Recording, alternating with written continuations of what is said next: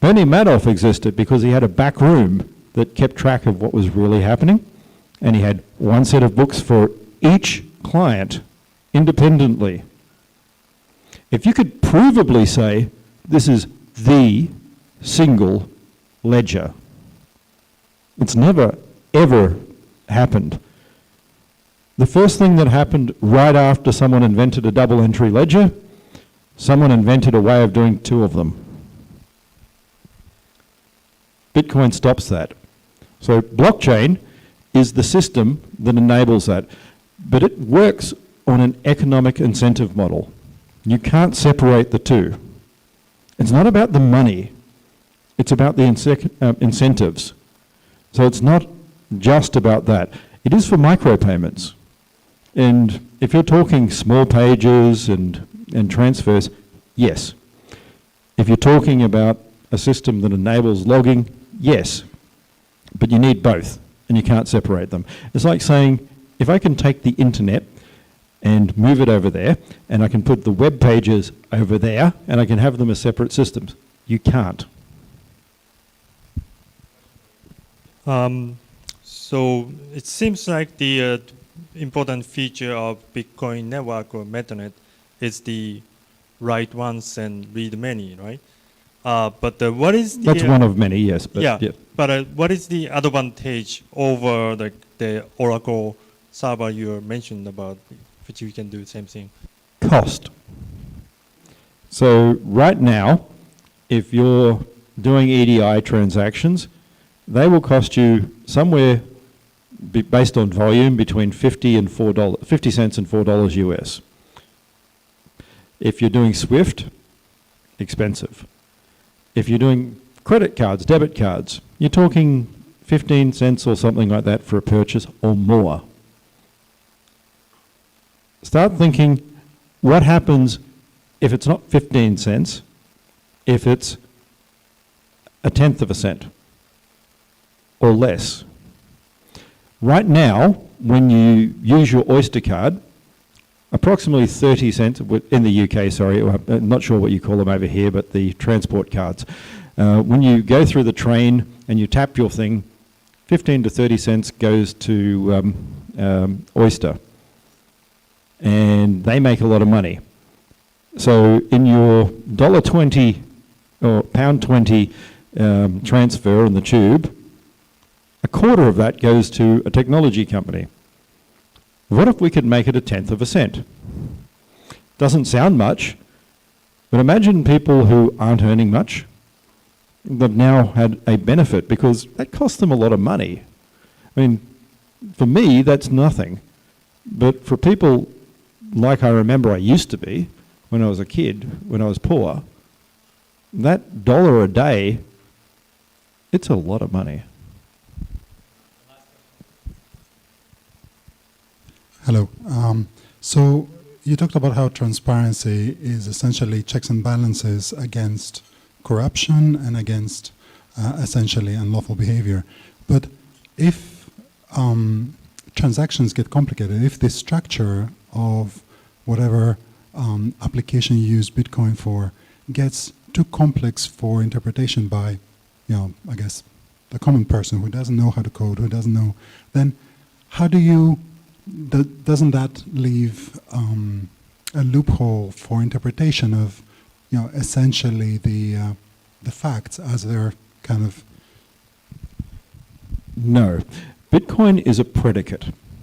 That's a complex word that confuses the hell out of people. Basically, that means it is either true or false. It's like me. It's binary. My wife will give you all these things and tell me out there, but she'll confirm I'm basically one or the other, and so is Bitcoin. And that's important.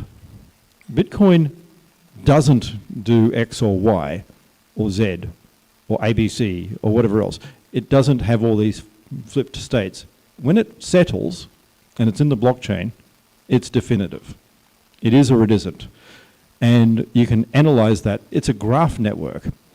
So if you, I won't go into the technology behind it, but graph networks are analyzable. Actually, back in 2008, and actually before that in 2007, the same thing, I presented a number of things to Google where I was talking about all of this. So I was talking about creation of perceptrons and neural networks and what we now call AI, machine learning, and how all this can help. And I went to a Google thing where I was the talker and I presented to a whole lot of Google people and who told me, this is stupid, perceptrons are old technology that failed. And because everyone ignored me, I've been patenting the hell out of all this stuff. And Google now basically give large six-figure sums to anyone who can spell neural networks and perceptrons. So it's funny how if you're a little bit ahead of this, it gets you there. But you can actually code up all of this and just click a button and get an answer. So you don't need to know. And that's what really matters here. We shouldn't be making people be techies. We should be making it simple. It should be so that you don't care what's under the hood. The internet became valuable and powerful when people didn't care. Back in the 90s, when anyone had to muck around to connect to the internet, it was crap. It was only silly buggers like me who kept going. When it's easy, when my grandmother can do it, and not know when it's plumbing and it works, that's what we're aiming for. So that's what I'm trying to build.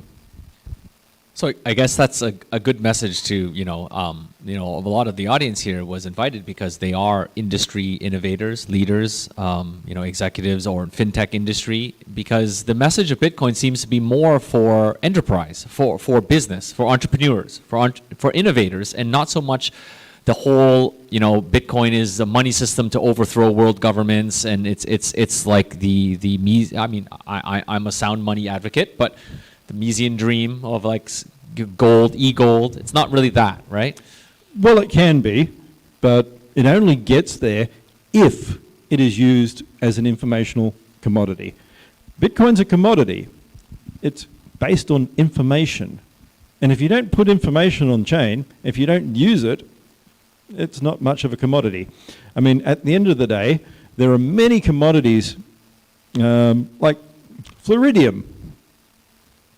Not many people go out there and buy a can of fluoridium. Is that in my toothpaste? No, that's fluoride. I'm not a chemist, yeah.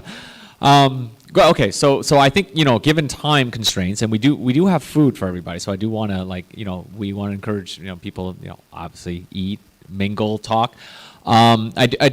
Just my little our little sort of summarize here. I mean, Bitcoin Association is here to help companies and people in this space to connect with folks like Dr. Craig, this company Enchain, which I think he's mentioned in passing a couple times, which is busy patenting everything in Bitcoin and blockchain as quickly as possible. We could talk about all the stuff that comes with the ins and outs and the goods and bads of patenting and how it's open source and anti-open source, but I'll leave that for... Microsoft is open source, by the way, so is IBM. Everyone ignores that little fact. Open source does not mean free. We could definitely go on for a long time if we went into that part of the discussion, but I'll let you guys to ask Dr. Wright himself if you are interested in that aspect. But we do have to say that unfortunately BSV, the original fork of Bitcoin, or the original Bitcoin, the other ones are forks, as you always put it. Correct. Because it is just a matter of perspective. The confusing thing happened because of Ethereum. Ethereum kept the ticker when it forked, and everyone admitted that, and that's where all this started. So they started Ethereum and Legacy Ethereum, or Ethereum Classic, right. And the exchanges / bucket shops in many cases, because if you don't follow the laws and you don't follow process, you're a bucket shop, started just reallocating what ticker symbols would be based on, you've made a change, but hey, you pay us more. So basically, what you're saying is BSV is like Bitcoin Classic. It's the original Bitcoin, and the other ones just kept the BTC ticker. Well, sort of, but I don't like the way that sort of goes with Ethereum and all the rest. But yeah. Yeah. So what I was saying was like BSV is unfortunately still not whitelisted in Japan because we have a very process is good, and Japan has a very arduous process, very thorough process for whitelisting cryptocurrencies or assets to be traded on exchanges here for a very good reason, because there's been very many cryptocurrencies which had no business being traded because they were just purely speculative assets, which made a lot of people lose money. BSV is not traded in Japan yet because it is not whitelisted, and this is something that we hope to work towards and change, because there is a lot of hopefully the message we're getting across is Bitcoin is for use, right? And for people to use it, they need to be able to get it somehow. And eventually that'll happen because you'll be able to buy small amounts.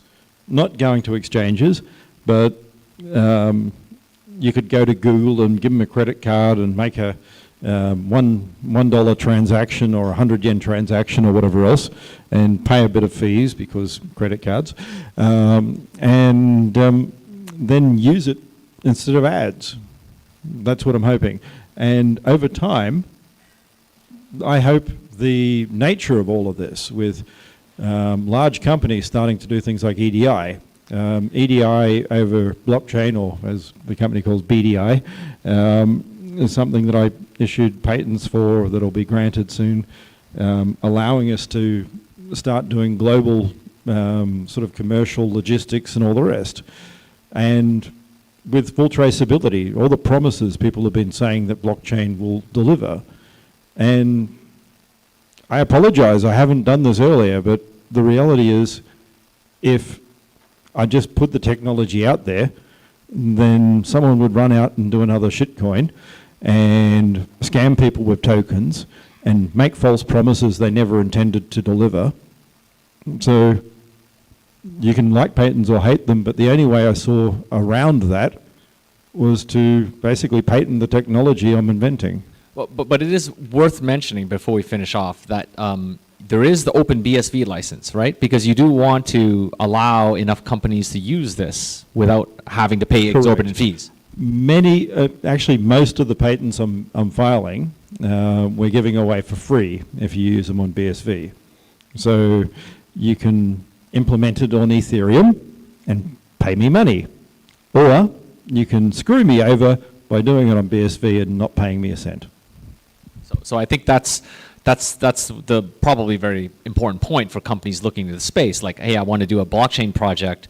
I don't really want to deal with millions of dollars of patent licensing fees. Sorry, but if you do it on a BSV, which is you obviously want to encourage a growth of the ecosystem to grow in a way that that is part of the vision. Then it wouldn't be a stumbling block. It wouldn't be an obstacle for enterprises. Yeah. And I'll be honest, we haven't solved getting into tens of millions of transactions a second yet. We're still working on that. That's the Australian sarcasm there. That's a lot. That's a big number.